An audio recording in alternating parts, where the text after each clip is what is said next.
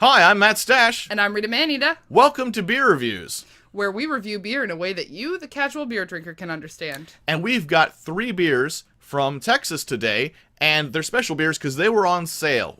This is our sale beer episode. That's right. We're all about a deal. We have done cleaning out the fridge, cleaning out my mom's fridge, beers people gave us. Today is sale beers. So these were all BOGO beers. That's right. What does BOGO mean? For those of it that don't know. Who doesn't know? Oh, there are people that don't Buy know. one, get one. Buy one, get one. BOGO. And buy one, get one free is the only answer because buy one, get one 50% off is BS. Yes. Don't settle for that. You are better than that. That's right. Buy one, get one free. Buy one, get one free. All right. So where's this beer? Texas, right? Karbach Brewing Company. So Karbach Brewing Company from Houston, Texas. Proudly brewed in Texas. Mm-hmm. All right. So we've had a few of these beers. And actually, we've had a few beers this evening doing another episode. So we may be a little bit, We're having a good time. We're having a good time. We're having a good time. We are enjoying the summertime. It's not quite summertime. It's only May. It's almost June. It's almost June and it's already hitting like the low 90s because it's Florida. It's hitting more than the low 90s. But it's also been raining the past few days. And when it's in the 70s, it still feels like it's in the 90s thanks to this humidity. But you know what's good for reducing that feeling of humidity? Is it beer or air conditioning? It could also be peach brandy. Ah, yes, the brandy of Andrew Jackson's people. Peach brandy. Andrew Jackson, the reason why you can't ride a horse through the White House anymore. That is true. Mm-hmm. There's a rule now. Andrew Jackson. They also lost his daddy's casket. He was a dick. Peach brandy. So, what are we drinking? What's this first one we're drinking? So this is, I went ahead and, Aloha Mr. Can, by the way, is what it says. I went ahead and ranked them in order of the beers that we liked the best from this brewery. So this is Tasty Waves. It's a summer ale. It says bright and fresh. I do not pick that up. I'm getting a little bit of almost farmhouse kind of musk flavor to it. Yeah, it's almost like a little bit of a sour. Mm-hmm. It's, not straight in your face sour, like, oh, this is a sour, but, ooh, this is slightly sour. One of those kind of weedy sours. It's definitely got that green banana, kind of mouthful of bread taste that we talk about so often. Mm-hmm. It really tastes like you took a green banana and you wrapped it in a piece of bread and then you just shoved it in your gullet. And I wouldn't do that. That is not a sandwich I'm okay with. Now, do you see this as being an appropriate beer for the summer that some people would enjoy drinking in the summer? Yes. This is on my scale of things that I don't really enjoy. I realize someone would enjoy this. This is definitely, it's not a lemon sourness, but you could probably interpret it that way. But it's definitely that sort of yeasty sourness where you get from almost a slightly sour beer. I don't much like this. Not a fan either. But I can see someone who would. Very hazy, amber and beer color. The description: Karbach's Tasty Waves. It's not really amber. It's pretty yellow. It's a cloudy yellow. Karbach's Tasty Waves is the summer ale that Karbach's Tasty Waves is the summer ale that majorly rules. All citrus and breezy, not bogus or cheesy, and the perfect kiss of sea salt and spice that won't harsh your mellow. For prime summer vibes, all you need is some tasty waves, some cool buds, and you'll be just fine. Yeah. I like that description. Also, very hard to read. Silver on a blue can. It's. Mm-hmm.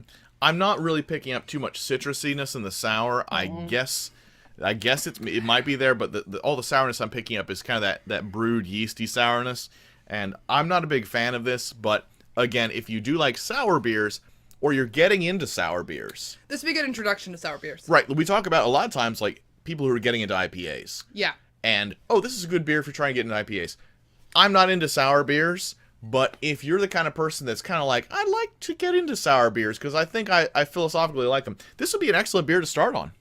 So let's talk about this Tasty Wave Summer Ale. On our scale, which is now a 5-point scale, where are you on this 5-point scale? I would... Well, okay, so I've revised my opinion a little bit because I had one the other day, and I like it a little better the second time around. So I might drink this one and possibly another, but I'm definitely above, I discreetly pour this out into a plant. Mm-hmm. Yeah, I would not pour this out into a plant. I would finish this one. I would not seek another, but what I would do is I'd say to my friend who's trying to get into sours, hey man, there's like 5 more of these in the fridge. You should go try one. You'll like it. You know what? I would drink one of these, and then later in the evening, when that's the only beer that's left because everyone thought it was too weird, I'd then have another. Okay, all right. So that's a departure from our scale. We're modifying the scale. That's right. The scale is flexible. So what's the next beer we're drinking, Rita? The next beer is Hopadillo. Hopadillo. I like that. Yeah. You know where you find armadillos? What was that? On the side of the road. So Let's talk about Hopadillo. He's kind of scary, but he's really cute. I'm guessing that well, that's kind of adorable. So Hopadillo, I'm guessing that's a clever name for an IPA. Is it an IPA? It's an IPA. So it says, Cuidado. He lurks in the shadow, waiting in bold anticipation. He's surprisingly bitter. Bitter about something. Legend has it he feasts on those with fresh hops coursing through their veins. This dry hop Texas IPA has a flavor as defiant as the Hopadillo himself. It's packed with the bracing bitterness of hops from around the world that this creature craves. He's coming to get you. You've been warned. That's a great description, but I think it's completely not what the beer I'm drinking is. Damn, but I love it. Oh, it's a great description. I love that they came up with a fake creature in the dark. I guess this is an IPA. This tastes like a baby IPA. It's a toasty IPA. It's, yeah, because as you can see, it's not particularly pale. It's a little slightly amber. You know what? I'll say this, because having had a lot of IPAs and along the spectrum of different hops, this tastes like a very traditional IPA. This is very to style. It's not super hoppy, but it's hoppy enough to be, hey, this is an IPA. It's got a little extra malt quality to it by the color, you can tell. So you can tell that there's a little bit of a... You can tell there's a little amber, like that toasty quality to it. It's going to have that kind of caramely kind of quality to it. I think this is an excellent, like, next step IPA for someone who's getting into IPAs. So we've had our mild IPAs and white IPAs that we'd say, oh, if you're trying to get into IPAs, try these. This is your next step. This is like solid, like to style. By the way, what does to style mean? To style means a beer that is just the most characteristic execution of what the style is supposed to be. Mm-hmm. It's not extreme to one way or the other. It is just like center line. It's not a hoppy wheat. It's not a fruity pilsner. It's just what it should be, and it is a good execution thereof. To style. I learned that from Rick, who is the head of Charlotte Oktoberfest. Where we got drunk and I decided to move to Florida. That's right. And I kind of, we sort of forgot to do any sort of beer review stuff while we were there. It was kind of a good time. We have some photos, but I'm not sure what happened to my camera. I'm not sure where any of those photos are. They're on my camera. Oh, okay.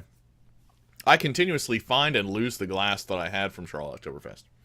So, all right. So yeah, it's somewhere. On a scale of, I'd finish this one and I'd go back to the Tasty Waves. Okay. I would either have another. Oh, man, no. I would either share a 6-pack or drink a 6-pack of this. This is fine. I like this great. This is good.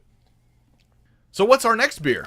Our next beer is also from Karbach Brewing Company in Houston, Texas. It's called Love Street. Love Street. And what kind of beer is it? It's a Kolsch. Now, here's an interesting thing. Grasslands Brewing has a Kolsch, and it's called... G Street. G Street. I wonder if... they're on Gaines. Yes, of course. I wonder if naming your beer Street, if it's Kolsch, is a thing. Tell us in the comments if you're aware of a trend of naming Kolsch beers Street. And tell us your favorite Kolsch. Yeah. Tell us your favorite street. I mean, if you have a favorite street. I got a favorite street. What's your favorite street? It's Central Avenue. Yeah, I like Central Avenue too. My favorite Mexican restaurant across the street from my favorite Chinese restaurant, which may or may not be open if you go there right now. I'm also a big fan of Commonwealth Avenue. Commonwealth Avenue is so short, though. Yeah, it is, but it's right where Common Market is. Yeah, but it only runs from Pecan to...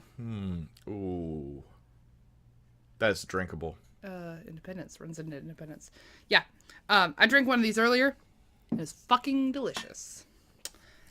That's music to your beer. Do you want to... Yeah, no, read us about this, what street is it? Love Street. Love Street. Read us about Love Street That's Kolsch. where we live. Just kidding, it's Duval. Whole lotta. In the 1960s on Allen's Landing sat Love Street, a hotspot of music and social impact. The venue hosted eclectic characters ranging from open micers to the Lizard King himself. Love Street was not only a place, but a state of mind. A place to unwind and let the music refresh your soul. Likewise, Love Street is a state of mind. Brewed in the Kolsch style and hopped delicately with floral German hops, this beer boasts a clean malt profile that refreshes to the core without sacrificing character. So crack one open and find your own Love Street. This tastes like a beer. It's a damn good beer. This is just a good, solid beer. Damn fine beer. I It's like 4.9 ABV. That's solid. That's fine. It tells me. It's sessionable, but it's you can see it's fairly clear. It's beer colored. It doesn't have any funky taste to it. Nah. It's not. They say something about hops in the description, but there's not really too much hop going on. In my opinion, just an appropriate amount of hops. Floral German hops. Floral German. Yeah, I guess it has that sort of. Now, technically, this Kolsch has an umlaut. So, shouldn't it be Kelsch? I don't know, because, you know that other beer? Schrodinger's cat. It's Schrödinger. The O becomes like an E sound. Yes, and Schoenberg. Okay. He So it used should all be- of the notes. It should be Kelsch. Kelsch? You think so? Now, what about that beer that comes with the swing top bottles? I remember that being one of the first fancy import beers that I bought when I was first drinking beer, which a lot of people call Grolsch. Oh, I've never had one. Oh, we should have some sometime. Come with swing top bottles. You can put other stuff in it. Put the swing top right back on. Like change? You could change. Or, liqueurs or whatever. Ooh. Or your own You can homebrew. make your own Kahlua. It's true. I have made my own Kahlua in a Grolsch bottle, but I've also heard people say Guelsch. So this is a delicious beer. On our scale, where would you put this? Can I drink more than a 6-pack? I mean, sure. Okay. I'd do that.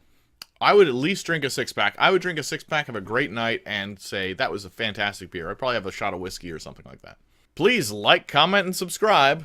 And check the description below for links for more information. I'm Matt Stash. I'm Rita Manita, Thank you for joining us today on Beer Reviews where we take the pretentiousness out of drinking beer. and put it in something else. Everything else. Everything else.